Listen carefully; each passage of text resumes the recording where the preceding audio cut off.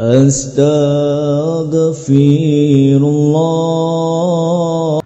Bismillahirrahmanirrahim.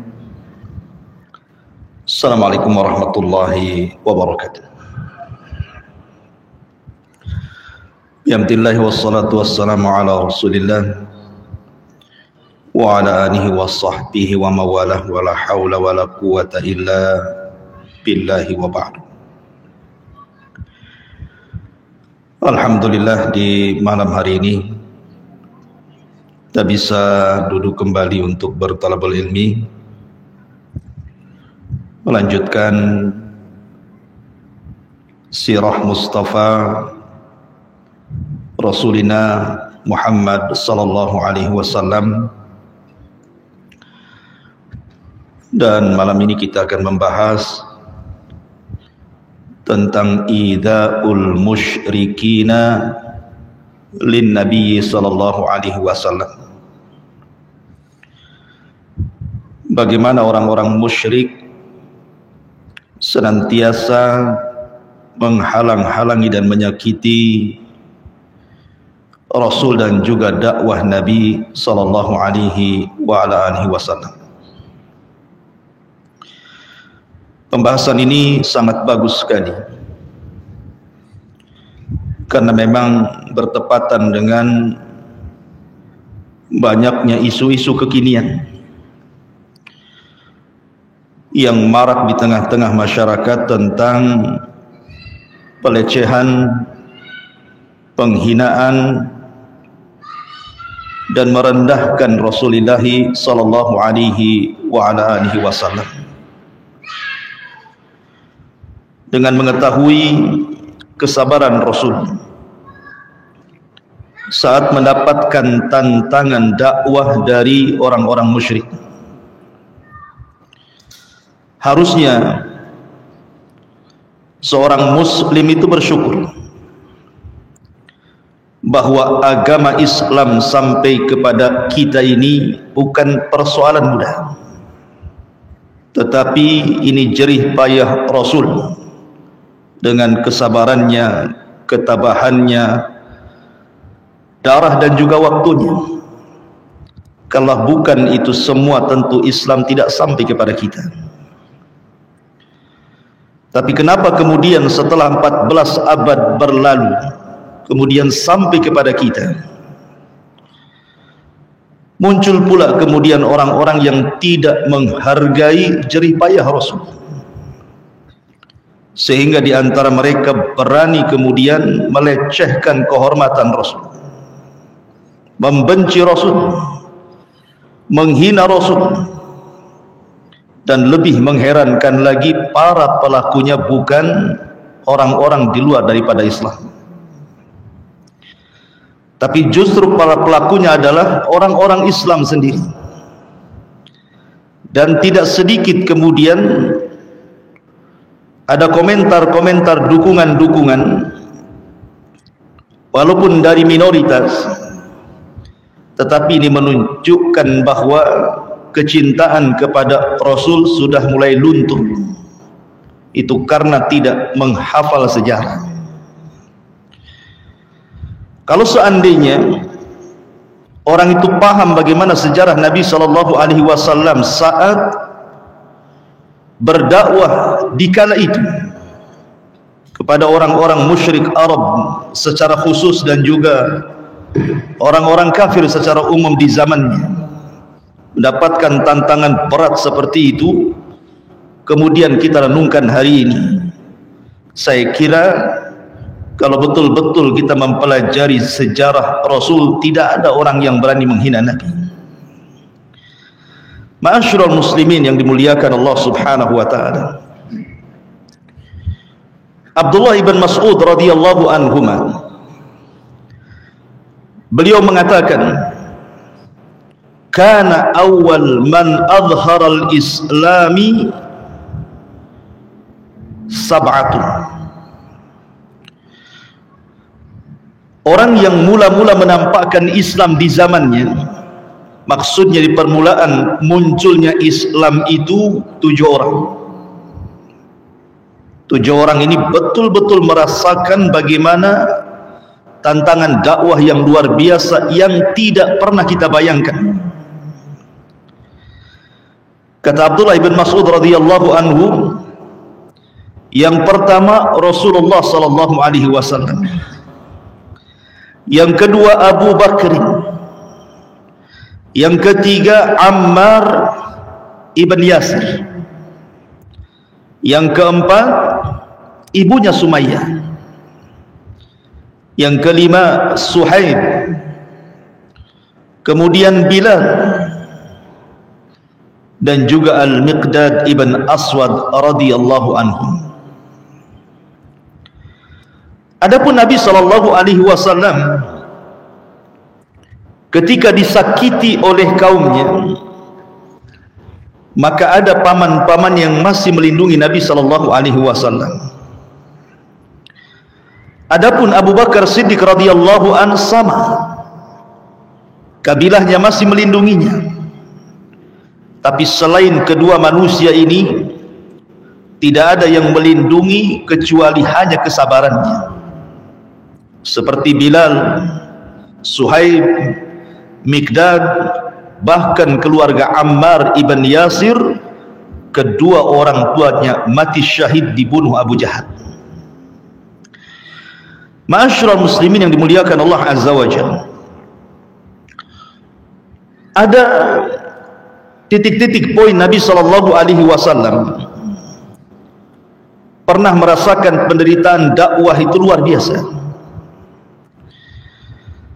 Sampai-sampai Ummul Mukminin Aisyah radhiyallahu anha bertanya kepada Nabi sallallahu alaihi wasallam. Kata Aisyah radhiyallahu anha, "Ya Rasulullah, hal ata 'alaika yaum kana ashadda min yaumi Uhudin?" Rasul, pernahkah datang kondisi suatu hari yang lebih sulit penderitaan dirimu melebihi ketika terjadi perang Uhud?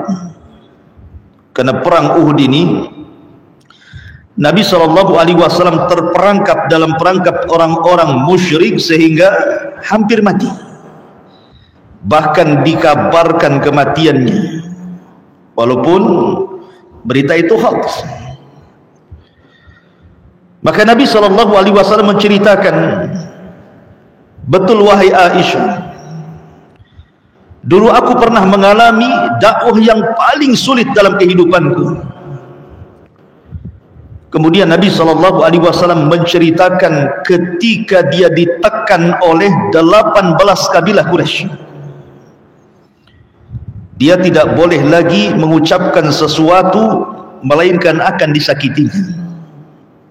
Diboikot dakwahnya, diancam, diintimidasi, bahkan sudah hendak melakukan pembunuhan. Sehingga Nabi SAW berpikir untuk mencari lahan baru, karena sudah tidak mungkin lagi berdakwah di Mekah. Akhirnya terpikir oleh Nabi SAW untuk berdakwah di Taif, di kabilah Sakif. Berangkat Nabi SAW ke Taif.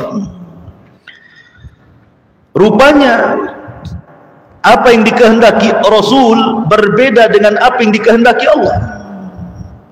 Bayangan Rasul di Taif, dia bisa diterima dakwahnya dan bisa menyebarkan dakwahnya, tapi justru Allah berkehendak lain. Justru di Taif lebih payah orang-orang Taif menerima dakwah dibandingkan orang-orang Mekah sendiri. Ketika datang ke Taif saja, Nabi SAW sudah kemudian dikatakan kepadanya, "Wahai Muhammad, kalau memang ada Nabi yang diutus oleh Allah Subhanahu wa ta'ala, kenapa tidak ada orang lain saja? Kenapa mesti dirimu?"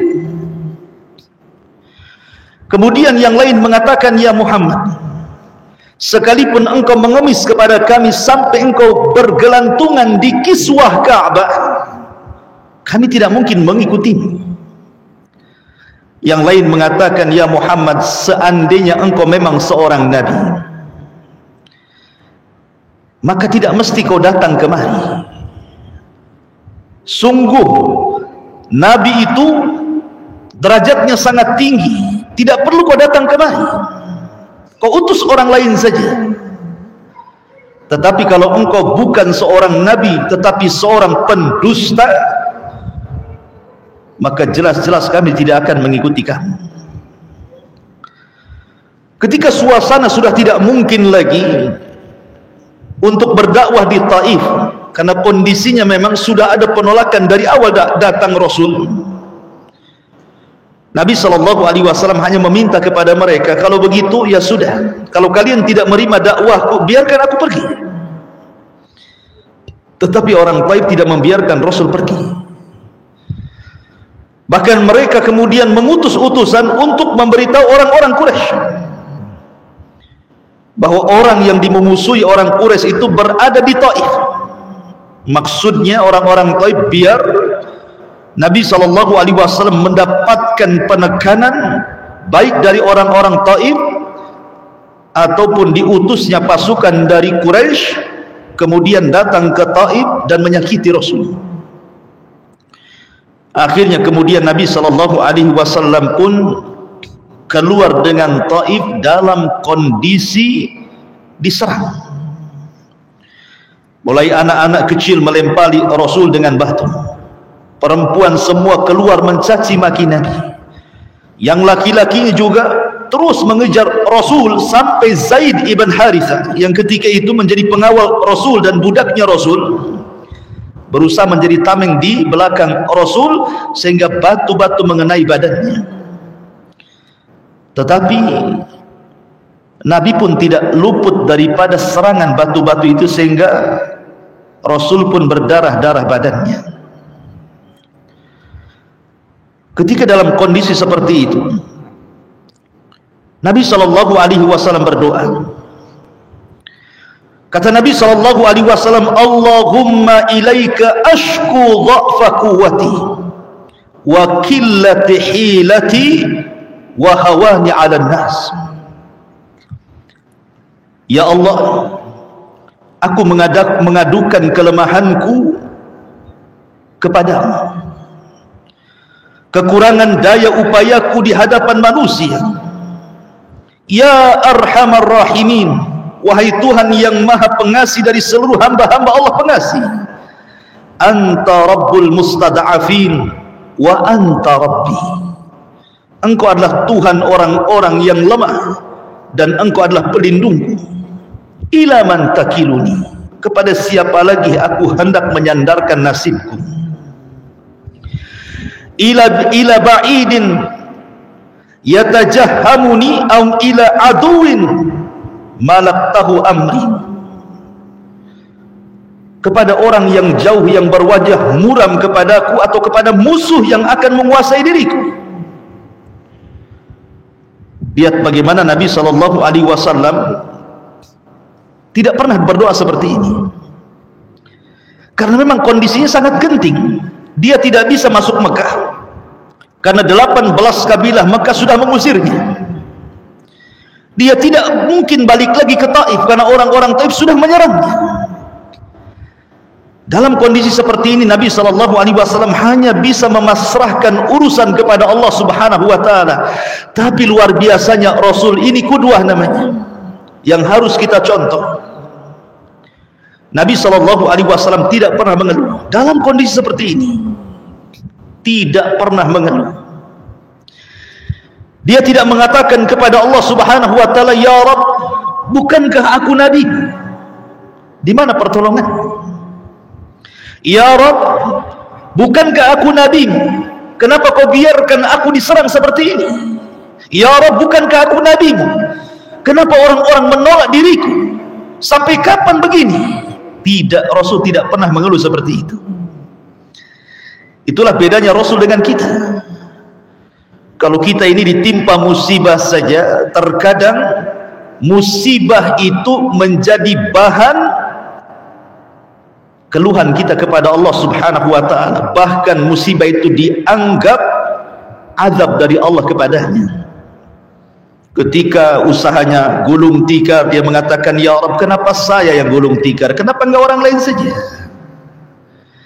Ketika anak kita sakit, dia pun mengatakan, ya Rabb, asih anakku saja yang sakit, kenapa anak orang sehat terus? Ketika kemudian seseorang di PHK dari pekerjaannya, kenapa tidak ada yang lain saja? Kenapa mesti saya? Seolah-olah ujian Allah Subhanahu wa ta'ala itu menjadi itab lillah, seolah-olah dia menyalahkan Allah Subhanahu wa ta'ala. Lihat, harusnya Nabi SAW menjadi qudwah di sini. Apapun musibahnya, Allah tidak pernah disalahkan oleh Nabi. Apapun balanya, Allah tidak pernah menjadi sasaran kemarahan kita kepadanya. Itulah qudwah Nabi SAW. Ingat, perhatikan perkataan selanjutnya, illam yakun bika alayya ghadabun fala ubali. Di sini syahidnya, illam yakun bika alayya ghadabun fala ubali, kata Rasulullah. Asal engkau tidak murka kepadaku ya Rabb, aku tidak peduli dengan perbuatan mereka.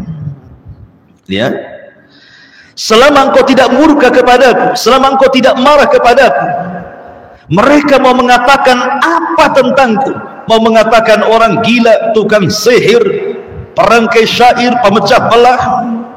Mereka mau melempari aku dengan batu, menekan dakwahku, mengintimidasi, mengancam, membunuh. Silakan, asal engkau tidak murka kepadaku. Ini yang harusnya sifat tawakal Rasul itu dicontoh oleh kita, itu maksudnya. Karena terkadang ketika Allah Subhanahu wa ta'ala hendak menaikkan derajat manusia, maka Allah akan menghantarkan berbagai macam ujian kepadanya. Kalau dia lulus dari ujian, maka Allah akan angkat derajatnya.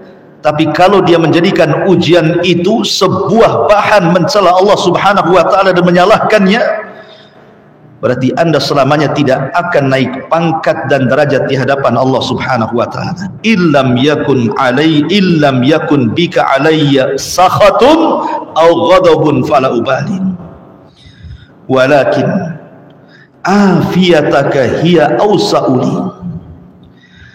Akan tetapi, kata Nabi SAW, sungguh kenikmatan yang engkau limpahkan kepadaku teramat luas ya Rabb, ini belum seberapa. Kemudian Nabi mengatakan, a'udzu bi nuri wajhika alladhi asyraqta lahu dhulumat wa saluha alaihi amrud dunya wal akhirah min am tunazzila bi ghadabaka aw yahilla alayya sakhatuk lakal utba hatta tarda wala hawla wala quwwata illa bik. Aku berlindung kepada cahaya wajah yang menyinari kegelapan, dan karena itu yang membawa kebaikan di dunia dan di akhirat, dari kemurkaanmu dan yang engkau timpakan kepadaku. Kepada engkaulah aku adukan semua hal ikhwal diriku, sehingga engkau redha kepadaku, dan tiada daya dan upaya melainkan semua atas kehendakmu. Nabi SAW kemudian sampai di perkebunan miliknya Mughirah. Dia tidak bisa masuk ke Mekah karena sudah diancam oleh 18 kabilah. Dia tidak mungkin juga balik ke Taif. Dia hanya kemudian terus mengadu kepada Allah Subhanahu wa ta'ala. Subhanallah, ketika tidak ada manusia yang beriman kepada Rasul, Allah gantikan makhluk di alam lain yang beriman kepada Nabi SAW. Datang sekelompok jin yang ketika itu ditugaskan iblis untuk mencari kabar, kenapa langit tidak bisa ditembus. Ada apa ini? Yang biasanya mereka bisa naik ke langit kemudian mencuri dengar, setiap dapat satu kalimat diambilnya kemudian dijual kepada para normal dan para dukun yang ada di bumi. Semenjak diutusnya Rasul, jin-jin tidak bisa naik ke langit, sehingga iblis memerintahkan kepada pasukannya, cari ada apa ini. Maka rupanya ada sekelompok jin yang nyasar ke kebun kurma di tempat Nabi SAW sedang menaung dan bersembunyi dari serangan orang-orang Taif. Dari sini Allah mengatakan, di dalam surah Jin, laqad uhiya ilayya annahu nafarun minal jinni faqalu inna sami'na qur'anan ajaban. Sungguh telah datang nafar itu sekelompok jin, antara 1 sampai 9 nafar itu, ya mungkin 7 atau 8 jin, datang ke kebun itu, rupanya mendengarkan Nabi SAW sedang membaca Al-Quran. Subhanallah, sekali dia mendengar, aman Nabi, kami beriman kepada. Luar biasa.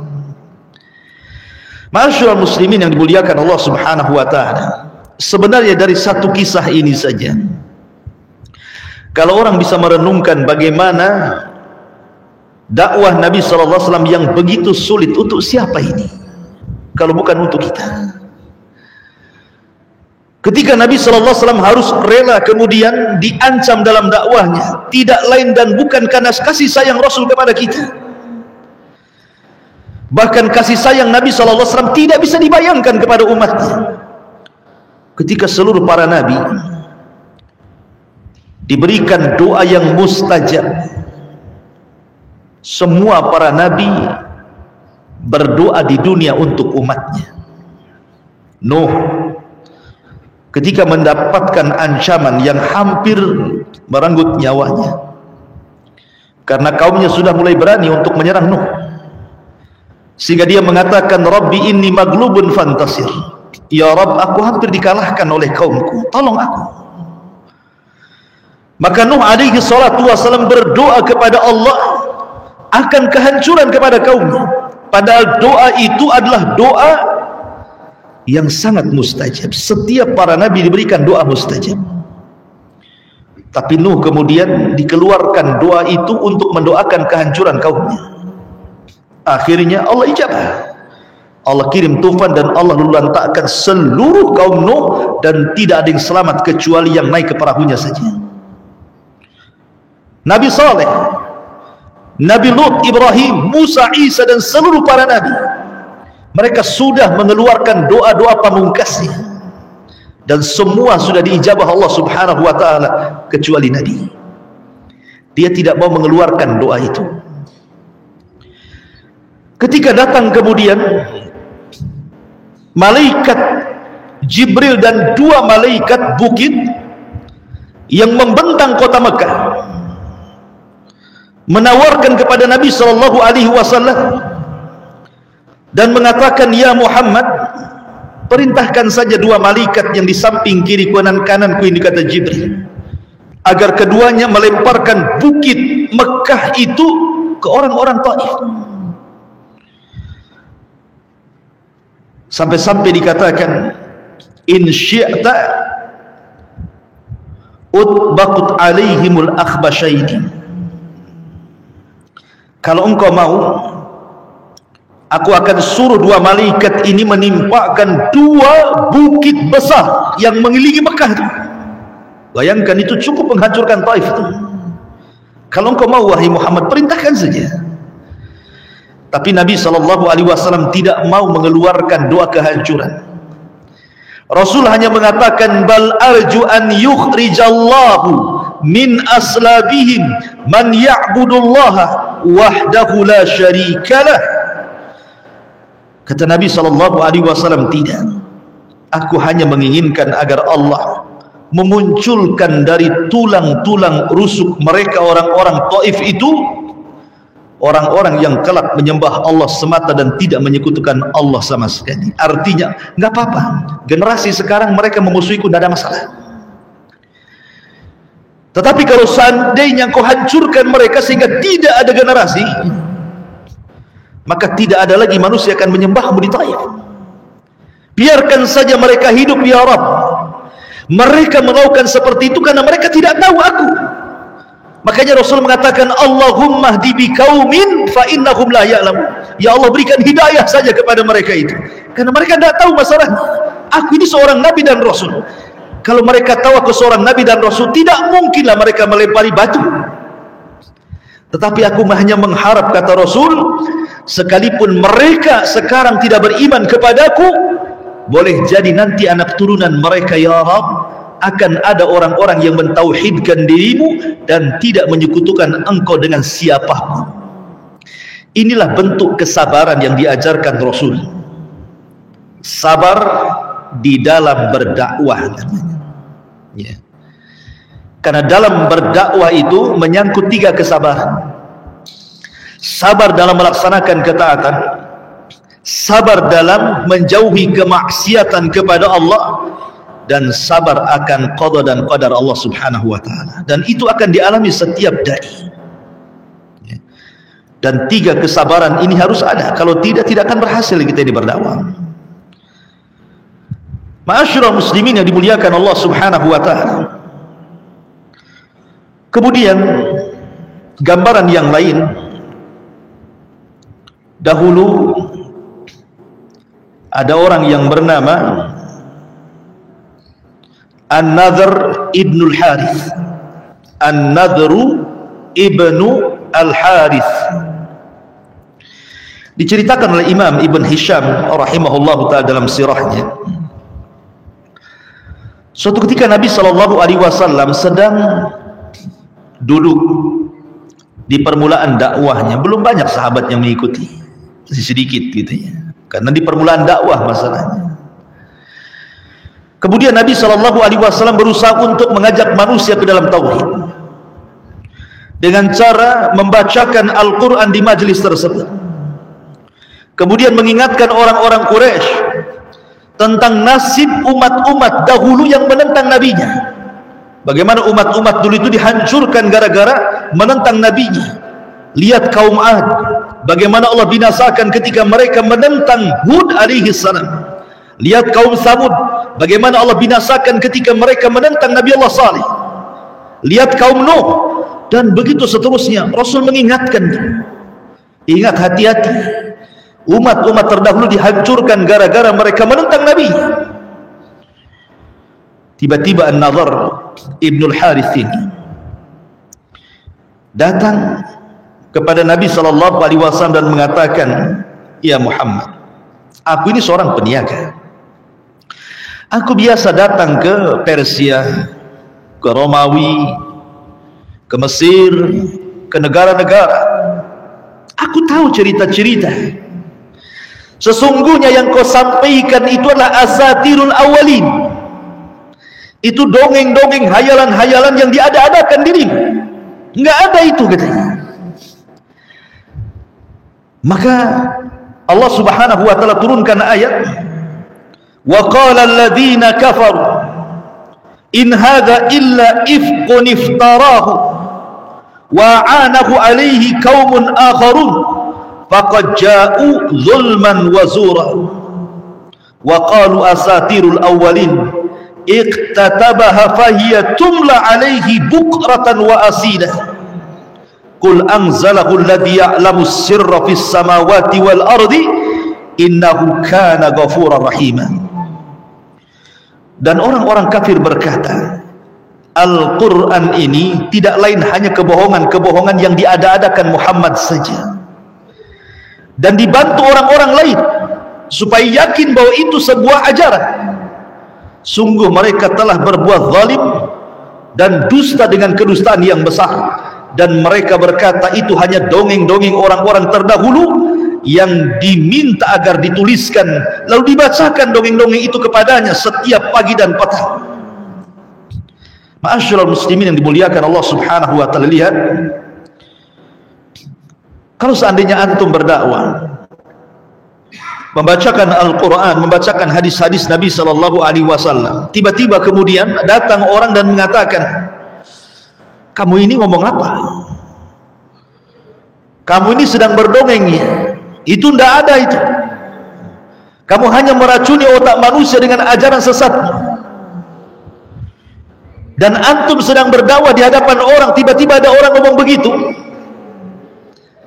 Pertanyaannya antara dua, pasti malu atau emosi, kan gitu. Ana lagi ngomong sama antum, tiba-tiba datang, "Hei Ustaz, antum ini ngajarkan sama orang itu ajaran sesat. Apa yang antum baca itu nggak benar semuanya. kau ini seorang pendusta, dan begitu seterusnya. Tentu malu, ya. Atau mungkin kita akan emosi kan itu, karena dipermalukan di tengah-tengah manusia. Tapi Nabi SAW hanya mendengarkan. Nabi SAW tidak membalas apa yang dikatakan oleh Nadhr ibn al-Harith ini. Tapi Allah Subhanahu wa ta'ala tidak mungkin membiarkan nabinya diejek, dihina dan dicaci. Makanya Allah Subhanahu wa ta'ala turunkan lagi ayat untuk dibaca sampai hari kiamat kepada Nadhr ibn Malik ini. Wailun likulli affakin azim yasma'u ayatillahi tutsla alaihi thumma yusirru mustakbira ka'an lam yasma'ha fabashshirhu bi'adzabin alim. Celakalah bagi setiap orang yang banyak berdusta lagi banyak melakukan dosa. Siapa mereka? Orang-orang yang mendengar ayat-ayat Allah ketika dibacakan kepadanya, namun dia tetap menyombongkan diri-diri mereka, seakan-akan dia mendengarnya, tapi seolah-olah dia mendengarnya, tapi dia menyombongkan dirinya. Maka peringatkanlah dia dengan azab yang sangat pedih. Begitulah Nabi SAW, kesabarannya tidak melayang. Mungkin pernah saya ceritakan kepada antum bagaimana kisah Abu Lahab. Abu Lahab mencaci maki Nabi SAW di hadapan orang ramai di Bukit Safa. Datang dia, tiba-tiba mencaci maki Rasul SAW berjam-jam dan mengatakan, tabban laka sa'iral yaum alihada jama'atana. Celaka satu hari ini wahai Muhammad, untuk ini rupanya kau kumpulkan kami. Terus saja Abu Lahab tidak berhenti mencaci maki Nabi. Rasul hanya diam. Rasul tidak mungkin dia membalas ucapan pamannya, karena Rasul itu memiliki akhlak bagaimana cara menghadapi manusia. Tapi Allah Subhanahu wa ta'ala tidak mungkin membiarkan nabinya dibiarkan dicaci. Man 'adali waliyan faqad adzantuhu bil harbi. Barang siapa yang musuh wali-waliku, kata Allah dalam hadis qudsi, maka dia telah mengiklankan perang kepada aku, kata Allah. Makanya Allah tidak biarkan Rasul dicaci. Maka kemudian Allah mengirim malaikat Jibril untuk menyampaikan satu surat. Subhanallah, surat ini tidak diletakkan di pertengahan Al-Baqarah, Al-Imran, An-Nisa, Al-A'raf, Al-An'am. Tidak. Karena akan sedikit yang membacanya. Karena jarang orang membaca surat-surat panjang. Tapi Allah Subhanahu wa ta'ala letakkan di satu surat pendek yang semua akan menghafalnya, semua akan membacanya. Anak-anak hafal, orang tua hafal, laki-laki perempuan hafal, dan akan dibaca setiap hari, tidak di masjid ini, di masjid yang lain, tidak di masjid yang lain, di masjid yang lainnya.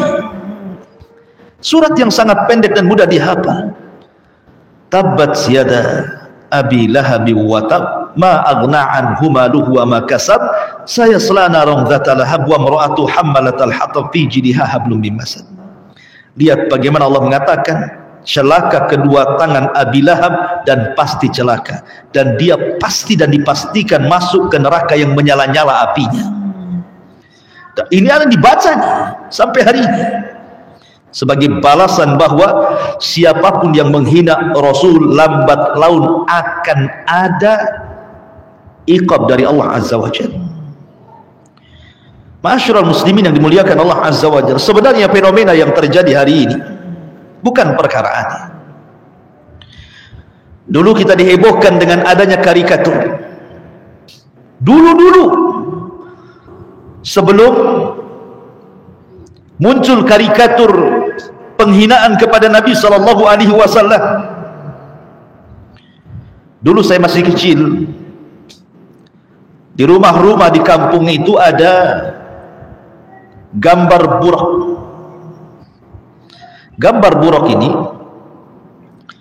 dibentuk sedemikian rupa seperti kuda yang bersayap, tetapi kepalanya adalah kepala wanita cantik. Kan seperti itu buruk. Tapi saya tidak pernah lihat. Kemarin pulang kampung tidak ada pula. Dulu saya masih kecil ada di kampung. Dan itu ditulisi buruk, kendaraan tunggangan Nabi. Hakikatnya ini pelecehan kepada Nabi SAW. Karena di balik gambar buruk yang kemudian berkepala wanita cantik itu seolah-olah Nabi SAW itu Nabi pemuas seks karena istrinya banyak. Jadi maksudnya dia menyebarkan dakwah itu hanya ingin mengejar perempuan, sehingga kemudian digambarkan sampai kepada buruk sendiri, kepalanya harus wanita cantik. Ini kan penghinaan kepada Nabi. Kemudian belakangan muncul karikatur yang bermacam-macam. Hari ini pula muncul nama Muhammad disandingkan dengan minuman keras. Apapun alasannya, ikhwan, yang namanya nama Muhammad itu nama Nabi kita. Walaupun ada yang mengeles, boleh jadi itu bukan nama Nabi, tetapi nama orang Muslim yang bernama Muhammad, ditaruh di botol minuman keras itu. Sekarang saya tanya, orang tua ketika melahirkan anak laki-laki, kemudian dia memilih nama Muhammad, apa tujuannya? Bukankah nama banyak? Bisa saja kita kasih nama Yanto, Joko, atau apa gitu, Paiman, Darwis. Bisa saja nama, kan? Nama banyak, baik nama Jawa, nama Melayu, nama Sunda, nama Alor, Karim, bisa saja. Tapi kenapa memilih nama Muhammad? Coba. Karena tujuannya orang tua itu memberi nama Muhammad itu karena mengenang sosok Nabi yang mulia, Rasul kita Muhammad SAW. Karena itu identitas Islam. Kalau orang nama Muhammad itu pasti dia Muslim. Ya kan? Terkadang ada orang non Muslim namanya Muhammad, kita terkecoh. Dia Muslim nggak? Muslim lah, masa dia kafir namanya aja Muhammad? Terkadang kita terkecoh kan? Karena yang kita tahu namanya Muhammad itu ya nama Nabi kita. Walaupun dia melekat di orang-orang yang namanya Muhammad, yang namanya Muhammad itu ya nama Nabi kita. Nama siapa lagi? Sampai-sampai orang non-Muslim saja apabila mu'alaf jadi Muslim saja diganti namanya Muhammad atau Ahmad, karena nama itu nama baik. Masalahnya Muhammad itu artinya kasratul hamdi. Kasratul hamdi itu orang yang akan banyak dipuji. Muhammad itu adalah orang yang banyak dipuji, itu disebut Muhammad. Artinya bahwa apapun alasan anda dengan mengatakan tujuannya bukan nama Rasul tetapi nama seorang Muslim yang namanya Muhammad, sama saja. Seandainya yang disandingkan itu bukan nama Muhammad, maaf umpamanya nama presiden kita diletakkan sebagai label minuman keras, saya kira Pak Presiden tidak setuju, marah. Pak Menteri itu siapa, menteri siapa diletakkan di label miras, marah, langsung dilaporkan, langsung diproses tuh, bisa digeruduk tuh sama partainya. Itu nama yang bukan suci, bukan maksum, semaksum Nabi SAW. Manusia saja bisa marah. Apalagi yang diletakkan itu adalah nama Rasul, penyelamat kita, jerih upaya dia dalam berdakwah itu tuh siapa kalau bukan untuk kita. Tetapi setelah 14 abad yang silam, tiba-tiba kita lupa dengan perjuangan Rasul, tidak pernah mempelajari sejarahnya, luntur kecintaannya, bahkan sampai berani menghinanya. Ini luar biasa. Anda ini siapa? Ma'asyiral muslimin, pasti ketika dia meletakkan nama itu pasti ada tendensi di belakang. Sudah tidak perlu mengeles dan mengatakan, oh ini kreatif yang kebablasan. Enak saja kalau ngomong. Kan sudah minta maaf, ya maafkan saja. Ma'asyiral muslimin, kalau dia meletakkan nama saya Abu Humairah di miras, jangan nama saya jangan letakkan di situ. Datang orang ke saya, Ustaz, saya minta maaf, saya maafkan, selesai. Saya masih hidup. Nabi sudah meninggal. Anda mau minta maaf sama siapa? Hah? Mau minta maaf sama siapa? Orang yang sudah meninggal. Gak mungkin Anda datang ke Madinah, ke Masjid Nabawi, ngomong di kuburan Nabi SAW, ya Rasulullah, saya minta maaf mengambil namamu, meletakkan jadi label minuman keras. Ma'asyiral muslimin, sosok Nabi ini adalah bapak bagi seluruh kaum muslimin. Ingat, Allah mengatakan, ma kana Muhammadun aba ahadim min rijalikum walakin Rasulullah wa khatamun nabiyyin. Tidaklah Muhammad itu dia seorang bapak bagi anak-anaknya, bukan. Nabi itu bukan sekedar bapak bagi anak-anaknya, bapak bagi Qasim, bagi Abdullah, bagi Ibrahim, bagi Zainab, bagi Fatimah, Ummu Kulthum, Ruqayyah. Bukan hanya sekedar bapak bagi anak-anaknya, tapi Rasul itu adalah bapak bagi seluruh umatnya. Maka Muhammadun aba ahadin min rijalikum. Tidaklah Muhammad itu bapak bagi seseorang dari manusia di antara kalian, bukan. Dia bapak bagi semuanya, karena dia adalah Rasulullah dan dia adalah penutup para nabi. Makanya istri-istri Rasul disebut Ummul Mukminin, ibunya orang-orang yang beriman. Berarti Rasul adalah bapaknya bagi orang-orang yang beriman.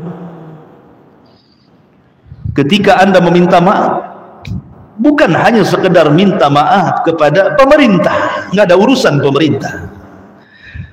Muhammad itu bapak kita semuanya. Semua muslim yang ada di barat, di timur, di selatan, di utara, benua Afrika, benua Eropa, benua Asia, semua muslim di dunia ini adalah anak-anak dari Rasulullah SAW. Bagaimana caranya Anda minta maaf? Dan sebuah kewajaran, seandainya bapak kita saja, antum punya bapak dihina orang, pasti antum marah. Antum punya ibu dihina orang, marah. Banyak kok kasus-kasusnya.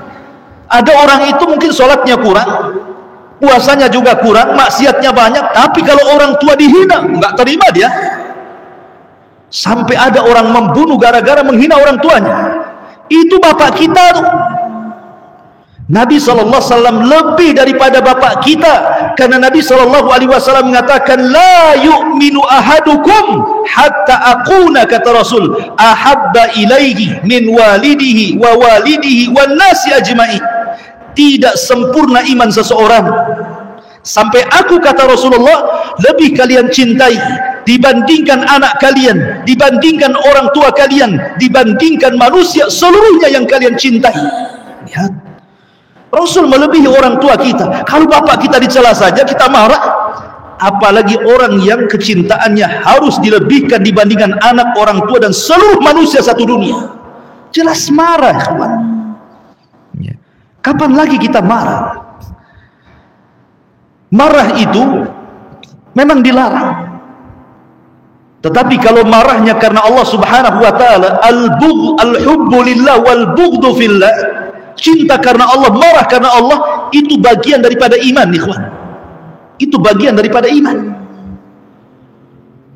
Tetapi kalau marah bukan karena urusan itu, bukan karena urusan Allah dan Rasulnya, itulah yang kemudian dicela oleh Rasul, la taghdab, la taghdab, la taghdab, faraddada miraran la taghdab.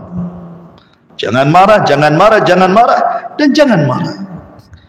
Tapi ada waktu-waktunya kita marah ketika ada orang yang kemudian berusaha merobek kehormatan Allah dan Rasulnya.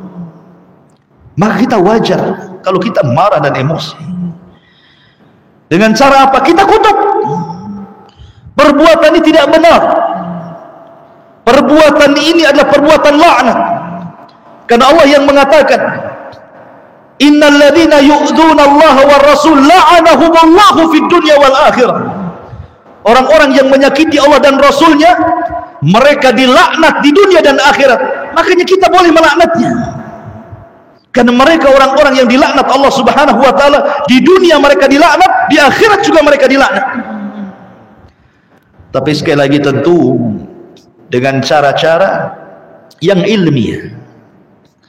Karena ada orang-orang yang tersulut emosi, tiba-tiba kemudian mengatasnamakan membela Allah dan Rasulnya, kemudian melakukan anarkis, melakukan kerusakan. Harusnya dia bisa mengingkari sebuah kemungkaran besar, malah mendatangkan kemungkaran yang sama atau kemungkaran yang lebih besar. Tidak boleh mengingkari kemungkaran dengan mendatangkan kemungkaran yang sama atau kemungkaran yang jauh lebih besar. Artinya kita mendesak pemerintah, meminta untuk diproses, kan begitu. Kalau dalam hukum Islam ngeri hukumannya. Orang yang menghina Rasul itu dibunuh. Itu ijma' kesepakatan ulama. Tidak ada khilaf. Mau Syafi'inya, mau Hambalinya, mau Malikinya, mau Hanafinya, semua sepakat yuktal, dibunuh. Enggak ada khilaf. Ya. Bahkan mereka kufur. Kalau dia seorang muslim, kufur, bisa murtad. Sebagaimana ketika orang-orang munafik kemudian menghina Nabi SAW dalam perjalanan pulang dari Tabuk dan mengatakan, ma ra'aitu misla qurra'ina, katanya, arghabu butunan wala akdhabu alsunan wala ajbanu inda liqa min haula, katanya orang munafik. Kami tidak pernah melihat pakar-pakar Quran diisyaratkan kepada Rasul dan para sahabat yang sedang berhalaqah, yang paling rakus tentang dunia, yang paling dusta lisannya, yang paling penakut ketika berhadapan dengan lawan, kecuali mereka, katanya. Ucapan ini kedengar kepada Rasul dan para pakar Quran yang sedang berhalaqah bersama Nabi. Turun Jibril. Kemudian Nabi SAW menanyakan kepada mereka, kenapa kalian mengatakan seperti itu? Jawaban mereka apa? Innama kunna nakhudu wa nal'ab. Kami hanya main-main saja Rasul. Kami tidak sungguh-sungguh. Ini kan perjalanan Tabuk ke Mekah, ke Madinah ini jauh. Kalau kami bercanda, bersendau guraukan, yang jauh jadi dekat. Tapi Anda sedang bercanda tentang apa ini? Anda bukan bercanda persoalan-persoalan remeh. Anda sedang bercanda persoalan besar, menghina Rasul dan juga para sahabat Rasul. Makanya Allah mengatakan, wala in sa'altahum la yaqulunna innama kunna nakhudu wa nal'ab. Qul ya Muhammad, katakan kepada mereka, abillahi wa ayatihi wa rasulihi kuntum tastahzi'un la ta'tadhiru qad kafartum ba'da imanikum. Katakan kepada mereka, ya Muhammad, apakah dengan Allah, dengan Rasulnya, dengan ayat-ayatnya kalian berani mengolok-olok? Katakan kepada mereka, jangan coba-coba cari alasan. Bahasa kitanya, jangan ngeles. Kalian sudah kufur setelah keimanan kalian. Dalam persoalan mencaci maki Rasul, menghina Rasul, tidak ada ngeles. Karena biasanya kalau perkara di zaman sekarang sudah viral gitu ya, pelakunya kan ngeles kan ya. Oh, itu kesalahan manajemen. Oh, itu kreatif yang kebablasan. Oh, itu tidak sengaja. Oh, maksudnya bukan itu. Kan itu. Ngeles. Silakan Anda ngeles. Tapi Allah mengatakan, la ta'tadhiru qad kafartum ba'da imanikum. Jangan cari-cari alasan kalian. Allah tahu. Karena pasti manusia akan membuat alasan. Makanya Allah membuat kata kunci untuk tidak bisa dibuka. La ta'tadhiru. Jangan ngeles, jangan coba-coba cari alasan kalian. Qad kafartum ba'da imanikum. Sungguh kalian telah kufur, keluar dari Islam setelah keimanan kalian. Orang-orang munafik mengejar Rasul di atas unta tuh. Rasul, innama kunna nakhudhu wa nal'ab. Rasul, kami tidak sengaja, kami main-main. Kata Rasul, abillahi wa ayatihi wa rasulihi kuntum tastahzi'un la ta'tadiru qad kafartum ba'da imanikum. Sambil menunggang unta, Rasul membaca ayat ini. Apakah dengan Allah, dengan ayatnya, dengan Rasulnya kalian mengolok-olok? Tidak ada alasan bagi kalian. Kalian sudah kufur setelah keimanan kalian. Pergi-pergi kalian. Lihat bagaimana Nabi SAW kerasnya terhadap perkara ini. Wallahu a'lam. Sudah isya. Subhanakallah bihamdika asyhadu an la ilaha illa anta astaghfiruka wa atubu ilaik. Allahu ta'ala alam. Assalamualaikum warahmatullahi wabarakatuh.